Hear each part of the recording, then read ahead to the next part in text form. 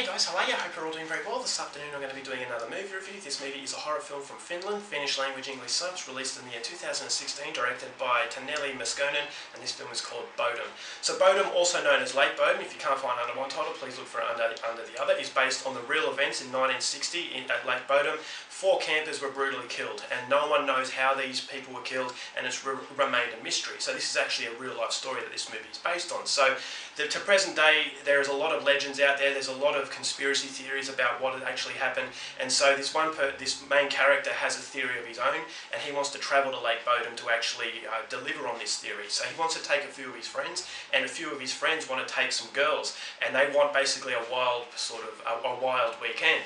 But this defeats the purpose of what this main character wants to do. So he's a little bit frustrated by this, but he takes everyone with them, and they go to Lake Bodom. They're going to have a little bit of a camp there, but this is where they realise that the other characters have ulterior motives actually to why they're there, and this really complicates the issue to the point where it actually starts to get a little bit dangerous. And this is where they also realise that the legend behind Lake Bodom could actually be real, and they could be in danger. So whether or not they are is something you're going to have to find out for yourself, because that's as far as I'm going with my synopsis. Now my thoughts on Bodom. I really wanted to love this film, but ultimately I felt very disappointed because I thought it had a very interesting aspect to the movie, but that just stays interesting. It doesn't really captivate you, it doesn't really deliver on that interest. It's basically just capturing you based on the fact that this is on a real story. In 1960 in Lake Bodom, 4 people were really killed, and I didn't know about this story, but I thought it was very interesting because no one actually solved the crime. So when you have a story that is based on such mystery, you can take creative liberties, and I think that's what the movie fails to do, is that yes, it does have a very interesting premise, and it could have done a lot with it, but it fails to do it. Now, another film very similar in that regard is the Dyatlov Pass incident, where you've got these people who died in the snowy mountains and no one knew how. And I thought the Dyatlov Pass incident really delivered on that creative liberty to make it almost like a conspiracy theory, and I thought that was very interesting and very fun. But in this movie it feels like it's got the subject of the Lake Bodom murders, but underneath it's just a generic horror film. It's just a generic slasher that does become very predictable because you feel like you've seen it before.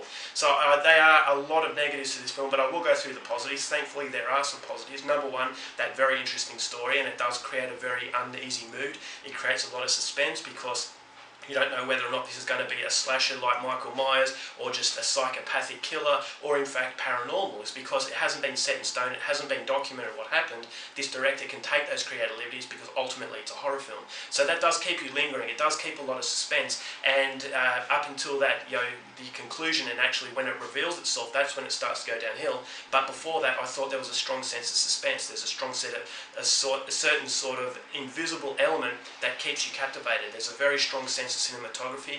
Now, Finland isn't technically part of Scandinavia, but it's from that region, and it does have a typical Scandinavian production feel. It feels like a lot of time and attention has been put into this film. It feels like a lot of serious and a lot of effort.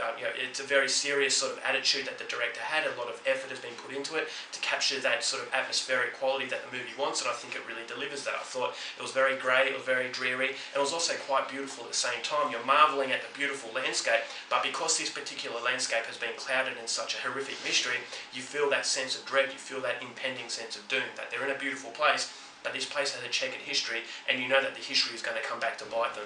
So I thought that was very well. I thought the score was actually quite decent as well. It actually got you a little bit unsettled, and the pacing for the first half was quite good. And as I said, it was that anticipation of something really bad happening, is because you couldn't see the threat, but you knew that the woods around them, this evil presence could be hiding anywhere, and because you don't know what it is, you're bracing yourself for impact. But unfortunately, it's when the impact arrives where the film really lets itself down. I thought the characters were not very interesting at all. I thought there was no sort of interest in actually their character development.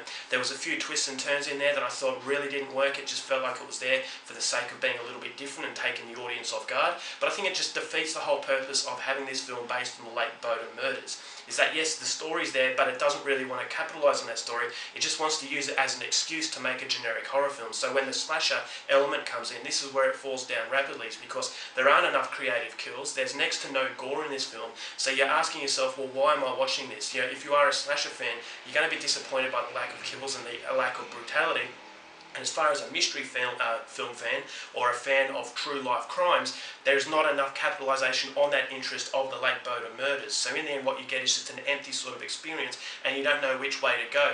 You don't really hate the film, but unfortunately, all the interest wasn't capitalised to make a very memorable film. And in the end, what it really should have been was memorable. So, as I said, the twists and turns just don't really work. It just seems to be there for the sake of it, and the generic sort of formula that the movie takes from the second half, when the danger is revealed, it just feels like a very big disappointment, because ultimately when the end credits roll, you feel, okay, I watched a movie that should have been so much better than it was. If it realised its potential, it could have been a knockout, but unfortunately it just comes across as a film that you could probably pass up the opportunity to see. So overall, as far as European cinema is concerned, I was disappointed. I wanted to love it. This movie had one of the best teaser trailers to come out, basically just a panning shot of everyone slaughtered in this tent, and it promised a very brutal ride, and unfortunately that just wasn't delivered, and a lot of that sort of promising aspect wasn't realised. So in the end, as I said, it just comes across as very pedestrian. So overall for Bowden, I'm only going to give this one 2 stars, and probably skip the opportunity to see it. Alright guys, that's it for my review. Hope you enjoyed it. Till next time, keep watching movies, and I'll see you later.